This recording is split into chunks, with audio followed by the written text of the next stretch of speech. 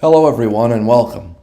I was thinking the other day that I want to hire a whole fleet of those crop dusting airplanes, and then fill them all with holy water and buzz fast and low above every city, every village, and every farmstead, sprinkling all humanity with the promise of hope, love, and joy.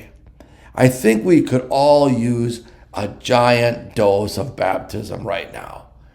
Of course, my next thought was that baptism doesn't really work that way. It's not pixie dust or some kind of magic powder that we sprinkle on things to make them better.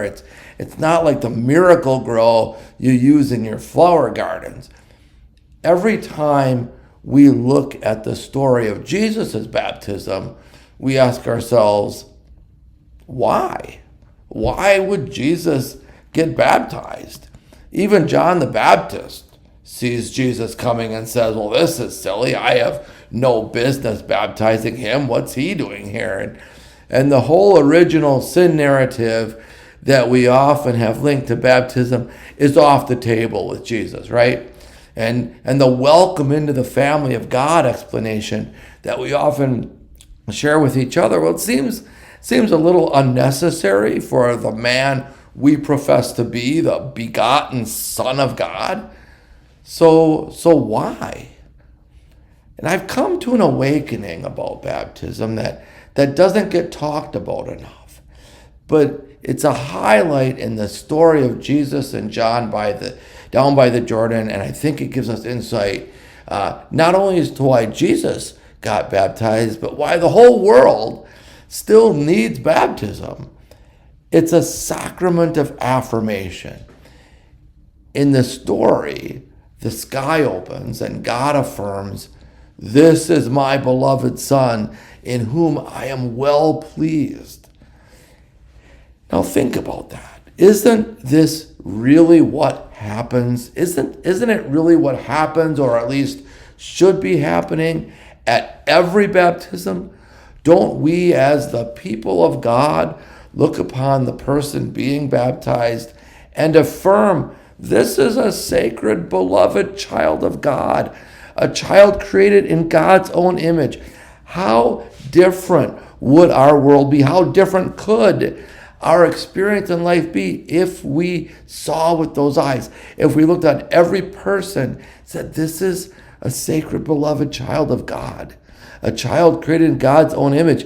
See, the person being baptized needs the blessing of this affirmation. The person being baptized needs to be raised in an environment in which their sacred dignity is continuously held up and affirmed. But I think we as a community, we need it even more.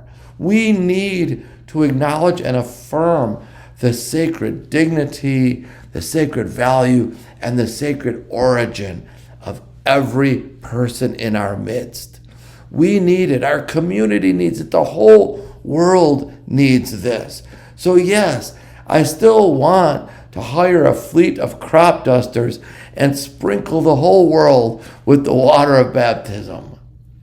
But not to be converting people, not to be indoctrinating them or sort of bringing them into a fraternity, or not that. I want to do it to acknowledge and affirm that every single person is, in fact, a sacred child of God.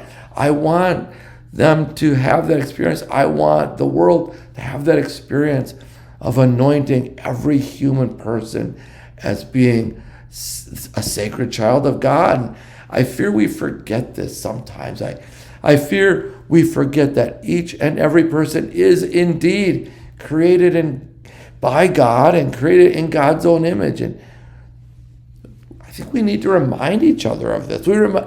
We need to remind ourselves of this. So let's go forward and do that, shall we? We don't need the crop dusters. We don't need the airplanes. We just need the eyes and the heart.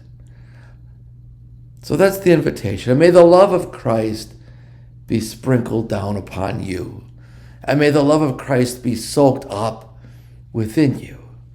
And may the love of Christ flow forth from you. Peace.